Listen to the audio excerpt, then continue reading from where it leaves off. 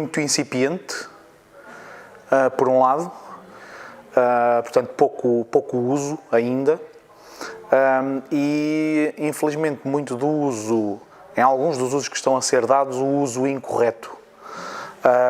Porque eu acho que as pessoas ainda não perceberam qual é que é, quais são as condições de uso da tecnologia blockchain. Vamos lá ver, de uma forma simplista, a blockchain é um sistema de gestão de base de dados. Mais nada, puro e simples. Não tem grande diferença para uma qualquer sistema de base de dados de uma quaisquer empresa de software. A grande diferença da blockchain, ou das várias blockchain, da tecnologia blockchain como base de dados, é que tem um conjunto de características que a adequam a um conjunto muito específico de utilizações. Eu diria que para a utilização da blockchain como tecnologia de base de dados há duas condições, duas grandes condições que têm de ser preenchidas. Uma é, têm que estar envolvidas múltiplas entidades. Ou seja, não faz sentido a uma empresa que precisa de guardar os seus dados usar uma blockchain. Não faz sentido. O que faz sentido é quando nós temos, por exemplo, um grupo de empresas que colabora, por exemplo, numa cadeia logística e quer guardar dados comuns às várias empresas. A blockchain faz sentido é, por exemplo, quando nós temos, vamos imaginar, um conjunto de escolas a nível mundial e que precisam de registar os dados comuns dos créditos académicos numa base de dados comum. Portanto, uma escola guardar os seus dados académicos numa blockchain não faz sentido. O que faz sentido é quando temos múltiplas escolas que precisam de partilhar dados comuns. Portanto, primeira condição, haver uma multiplicidade de organizações envolvidas. A segunda condição é os dados que são para ser registados nessa base de dados é a condição sine qua non, ou condição fundamental, que sejam dados que têm que ser imutáveis, que não podem ser alterados. Eu diria que apenas com a conjunção destes dois casos é que faz sentido a utilização da blockchain. De outra forma, se é uma única organização ou se os meus dados não é crítico, ou se os meus dados até precisam de ser alterados, regularmente alterados, o uso da blockchain não faz sentido. Há neste momento, muitas organizações a usar blockchain só porque sim. Porque é moda, porque é a última tecnologia de ponta, sem olhar à razão por que vão utilizar. Portanto, se por um lado o uso é ainda incipiente, porque as pessoas ainda não conhecem a tecnologia, porque exige, enfim, tem alguns requisitos técnicos que ainda são bastante complexos, os usos que vão ser feitos, infelizmente neste momento alguns usos ainda são errados e depois as pessoas acabam por se queixar, a blockchain é muito lenta, certo, você está a usá-la para o uso, para a finalidade errada. Mas bom, eu acho que isso vem com o tempo, como qualquer tecnologia, as pessoas vão se aperceber onde é que a tecnologia faz mais sentido e onde é que faz menos.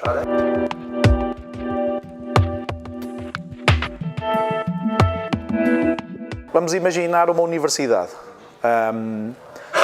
Registra os seus dados académicos, nomeadamente as notas, numa base de dados central, a sua base de dados.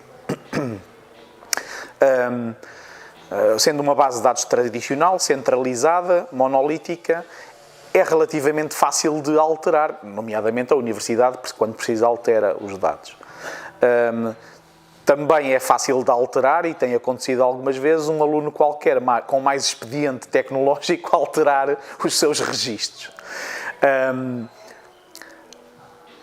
Se nós temos múltiplas instituições académicas que partilham os registros académicos, temos um problema que é, se usarmos bases de dados centralizadas e monolíticas, cada uma usar a sua, temos um problema que é, como é que eu sei que a outra universidade, se eu integrar os dados de todas as bases de dados, como é que eu sei que a outra universidade, os dados dela não foram alterados, se calhar indevidamente? Para além de que o próprio problema da integração é complicado, quando eu tenho dezenas de bases de dados, dar acesso à minha base de dados a dezenas de outros colaboradores ou participantes na rede, torna-se complicado.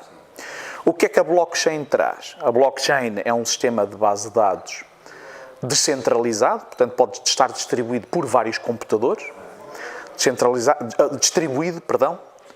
distribuído por vários computadores, descentralizado, pode ser gerido por várias organizações. E o que é que acontece? Todas estas organizações colocam os dados na blockchain e todas elas, pelo mecanismo de consenso da blockchain, são obrigadas, votam para validar qualquer registro que seja feito ou qualquer registro que seja apagado. Ou seja, numa base de dados blockchain, os dados são registados, apagados, alterados, não por decisão centralizada de uma única organização, mas por uma decisão de consenso, por uma votação tecnológica, porque é feito ao nível da base de dados, para aprovar os registros que são alterados ou não. Ou seja, se no futuro um aluno da Universidade X for tentar alterar os dados que estão do lado da sua universidade e mudar a sua nota de 10 para 19, quando aparece o registro a dizer nota de 10 para 19, as outras universidades todas são, por via da tecnologia, não há aqui elemento humano envolvido, são avisadas, oi, há ali uma alteração a ser feita, aprovam? E todas elas podem dizer, não aprovamos, não estamos de acordo, isso não foi aprovado aqui pela nossa parte. Portanto, é isto que a tecnologia de blockchain traz às organizações, nomeadamente aos consórcios, às redes de organizações que são cada vez mais frequentes, traz uma forma de gerir de forma conjunta e consensual uma base de dados, de forma distribuída, descentralizada. Portanto, esta é a grande vantagem da tecnologia.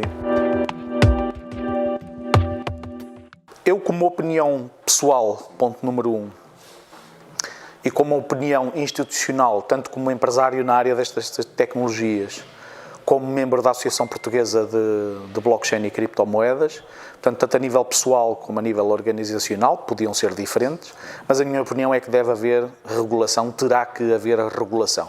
Regulação não no sentido de legislação e regras extremamente apertadas, porque isso será um erro crasso, matará toda a capacidade de inovação, de desenvolvimento, de crescimento, de aparecimento de startups, de criação de patentes.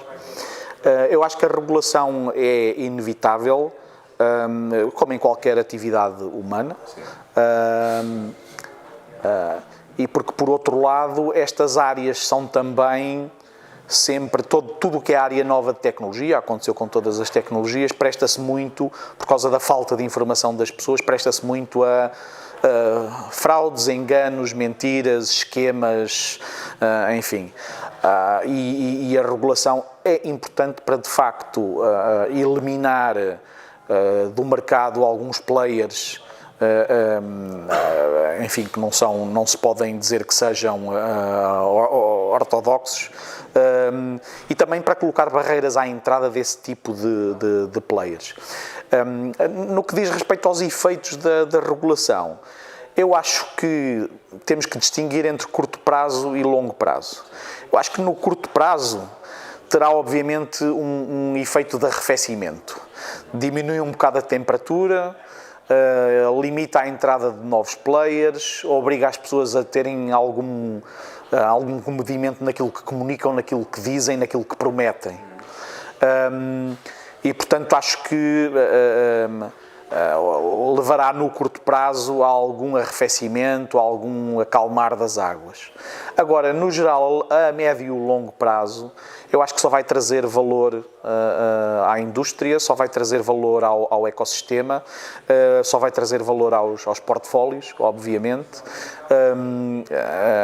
porque vai permitir que um conjunto mais alargado de entidades, não só individuais, que se passam a sentir mais confortáveis com a validação legal da tecnologia, portanto, não só individuais, mas também outras organizações, nomeadamente os grandes players institucionais, os grandes investidores institucionais, vão estar mais disponíveis e mais capazes em termos de compliance para entrar na indústria, para entrar nos mercados e, portanto, isso vai trazer mais liquidez e um aumento do valor dos portfólios e da indústria. Portanto, acho que é necessário. Obviamente vai ter efeitos negativos, mas no cômputo geral acho que é de todo em todo positivo.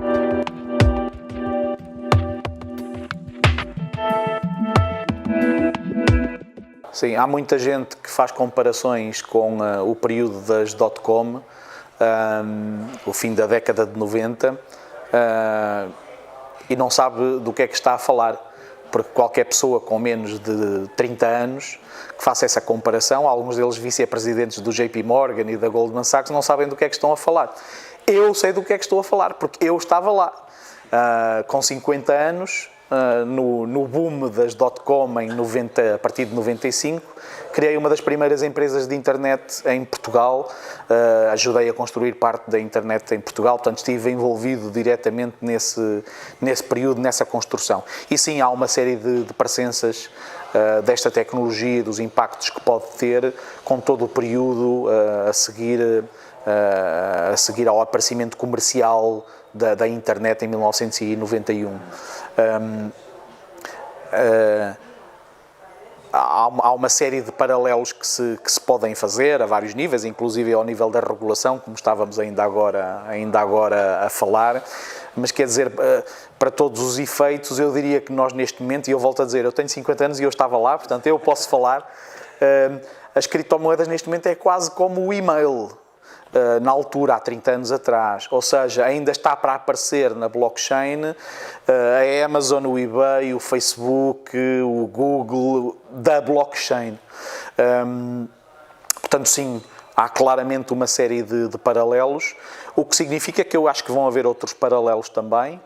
Muita gente acha que o pico do valor das criptomoedas foi em dezembro de 2017, com a Bitcoin quase a chegar aos $20.000. E estão muito enganadas. O dot-com também teve esse primeiro pico ali em 1996, 97, quando foi o IPO da Netscape, e depois só teve o grande pico mais tarde em 1999, 2000 e depois o burst em 2001, o bubble burst em 2001.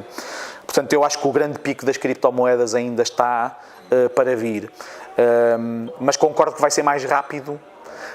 Vai tudo acontecer mais rápido do que aconteceu com as dot-com, ou seja, o meu feeling geral é que a partir do momento que haja regulação, nomeadamente durante este ano, e com a entrada dos grandes players, nomeadamente durante este ano, estamos a falar de Nasdaq como exchange, estamos a falar de JP Morgan, e de outros bancos e de outras entidades financeiras a entrarem em grande na área das criptomoedas. Eu acho que durante este ano, início do próximo, vamos ter um pico bastante maior. Vamos ter a seguir, garantidamente, um crash semelhante, vamos ter não vou chamar crash para que pareça mal, vamos ter um ajuste, uma correção, como aconteceu com o boom das dot-com. Agora, também acho que a aceleração que referiste, o boom das dot-com, portanto, o mercado caiu fortemente ali a seguir a 2001, mas passado 3, 4 anos tinha recuperado. E depois tinha recuperado, não é propriamente tinha recuperado, as pessoas tinham voltado à linha d'água e depois demorou quase 10 anos a chegar ao mesmo pico de valor. Eu diria que, portanto, a correção vai ser também num espaço muito mais curto, diria 2019, 2020, e depois o recuperar da tecnologia também vai ser muito mais curto, 2022, portanto não vai demorar os 10, 12 anos de recuperação do pico que demoraram as dot-com. Hoje em dia está tudo mais acelerado, vai demorar menos tempo, mas as oscilações vão existir. Quem vier para mercados de inovação e disrupção e estiver à espera de crescimento constante ou de coisas estáveis, é melhor ir vender batatas ou carros ou sopa, porque esta área não é para elas. Claramente, se as pessoas acham que é nos momentos de disrupção e de inovação que é criado valor, e é por isso que eu acho que esta altura, esta fase, esta tecnologia é interessante, têm também que estar preparadas para o desaparecimento momentâneo ou repentino de valor. É assim que funcionam as tecnologias inovadoras e disruptivas. Quem não quiser, tem outros sítios onde empregar o seu dinheiro.